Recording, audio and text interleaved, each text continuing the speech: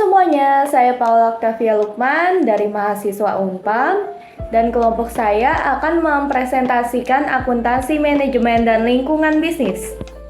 Terdiri dari Oki Haryawan Hamzah, Prita Supriyanti, Kamar Maulidin, dan saya. Lalu slide selanjutnya, akuntansi manajemen dan lingkungan bisnis.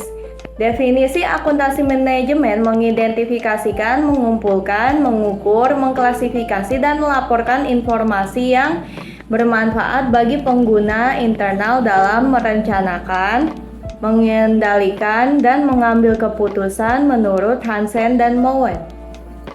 Akuntansi manajemen atau akuntansi manajerial berkaitan dengan penyediaan informasi untuk manajer, yaitu orang-orang dalam organisasi yang mengarahkan dan mengendalikan operasi organisasi.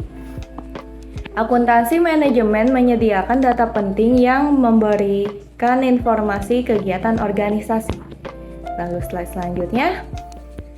Akuntansi merupakan sistem akuntansi yang menyediakan laporan untuk pemangku kepentingan mengenai aktivitas ekonomi dan kondisi perusahaan, yaitu akuntansi manajemen untuk memberikan informasi dalam membuat keputusan dan mengontrol operasi suatu organisasi.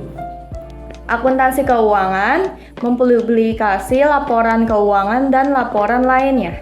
Lalu selanjutnya, di sini selanjutnya saya akan menjelaskan tentang peran manajer dan kebutuhan informasi. 1. Perencanaan. Yang kedua, ada pengarahan dan pemberian motivasi. Yang ketiga, ada pengendalian. Informasi akuntansi manajemen memainkan peran yang penting dalam ketiga aktivitas pokok manajemen di atas, terutama dalam fungsi perencanaan dan pengendalian. Yang selanjutnya itu ada perencanaan. Perencanaan meliputi serangkaian aktivitas dan spesifikasi bagaimana aktivitas tersebut akan dilaksanakan. Yang kedua, ada pengarahan dan pemberian motivasi. Pengarahan dan pemberian motivasi meliputi aktivitas untuk menggerakkan orang-orang untuk melaksanakan aktivitas yang sudah direncanakan dan menjalankan kegiatan rutin. Di sini ada manajer memberikan tugas kepada karyawan, menengahi konflik, menjawab pertanyaan yang muncul, dan menyelesaikan permasalahan kegiatan operasi, serta membuat keputusan lainnya. Data akuntansi manajemen, seperti laporan penjualan harian, digunakan untuk membuat keputusan harian. Slide selanjutnya yaitu ada pengendalian. Pengendalian meliputi aktivitas untuk memastikan bahwa perencanaan telah dilaksanakan dan telah disesuaikan dengan kondisi yang ada di lingkungan, yang selalu berubah. Dalam aktivitas pengendalian, manajer membutuhkan umpan balik atau feedback yang merupakan sinyal apakah operasi perusahaan berada dalam jalur yang telah ditetapkan. Umpan balik merupakan alat yang sangat efektif untuk melakukan pengendalian. Umpan balik disajikan dalam bentuk laporan, yaitu laporan kinerja yang membandingkan antara anggaran dengan hasil yang sesungguhnya. Laporan kinerja dapat memberikan petunjuk operasi mana yang tidak sesuai dengan rencana dan bagian mana yang perlu mendapat perhatian lebih. Perbedaan antara akuntansi manajemen dan akuntansi keuangan. Akuntansi manajemen terdiri dari yang pertama, melaporkan kepada pihak-pihak di dalam organisasi atau yang disebut juga dengan internal. Yang kedua, penekanan pada pengendalian keputusan yang mempengaruhi masa depan. Yang ketiga, penekanan pada data yang relevan. Yang keempat, dibutuhkan informasi yang tepat. Yang kelima, disusun adalah laporan segmentasi terperinci mengenai departemen, produk, pelanggaran, dan pegawai. Yang keenam, tidak perlu mengikuti FABU. Yang ketujuh, tidak bersifat untuk melaporkan eksternal. Ada pula akuntansi keuangan yang terdiri dari yang pertama, melaporkan kepada pihak-pihak di luar organisasi atau yang disebut eksternal seperti pemilik, kreditur, pemerintah. Yang kedua, penekanan kepada ikhtisar hasil keuangan dari aktivitas masa lalu. Yang ketiga, penekanan pada data yang objektif dan dapat diverifikasi. Yang keempat, dibutuhkan informasi yang akurat. Yang kelima, disusun hanya ikhtisar data untuk seluruh organisasi. Yang keenam, pengikut FABU. Yang ketujuh, bersifat wajib untuk melaporkan eksternal. Ada pula ringkasan sejarah. Pada tahun 1880 sampai dengan 1925, akuntansi manajemen difokuskan pada perhitungan biaya produk, yaitu menelusuri tingkat laba perusahaan dari setiap produk yang menggunakan informasi ini untuk mengembalikan keputusan. Pada tahun 1925 sampai dengan tahun 1950, penekanan pada penilaian persediaan untuk laporan eksternal. Pada tahun 1980 hingga tahun 1960 ada upaya untuk memperbaiki kegunaan biaya konvensional.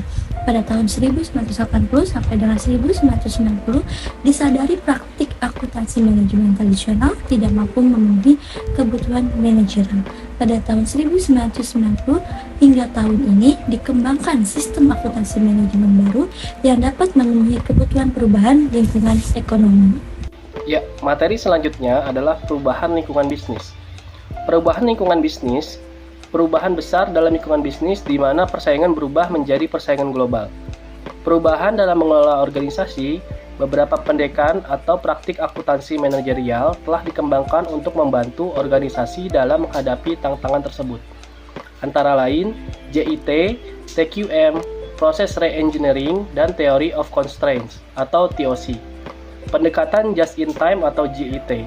JIT menerangkan kepada pengurangan persediaan sampai jumlah yang minimum, mengurangi kebutuhan modal kerja, mengurangi kebutuhan ruang, mengurangi waktu proses, mengurangi produk cacat, menghilangkan hal-hal yang diperlukan.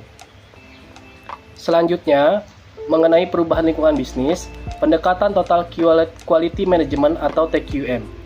TQM berfokus pada pelanggaran dengan menggunakan pemecahan masalah secara sistematis dengan menggunakan tim yang dibentuk dari pekerja di garda depan atau frontliner. Menekankan kerjasama tim fokus pada pelanggaran dan fakta. Selanjutnya, pendekatan proses reengineering. Rekayasa ulang, proses meliputi desain ulang secara menyeluruh, proses bisnis dalam rangka menghilangkan aktivitas yang bernilai tambah dan tidak mengurangi kemungkinan terjadi kesalahan. Perbedaan dengan TQM adalah rekayasa ulang proses lebih banyak dilakukan manajemen. Pendekatan Theory of Constraint atau TOC. TOC menekankan pada pentingnya pengelolaan kendala yang dihadapi organisasi. Karena kendala adalah sesuatu yang menghalangi organisasi, maka proses perbaikan akan efektif kalau difokuskan pada kendala yang dihadapi.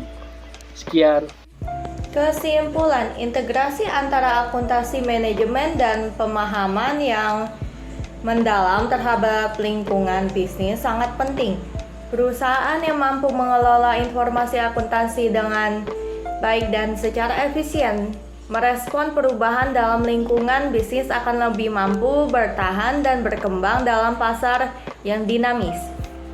Dengan demikian, peran akuntansi manajemen tidak hanya terbatas pada pencatatan transaksi keuangan, tetapi juga mencakup analisis strategis dan adaptasi terhadap perubahan lingkungan eksternal.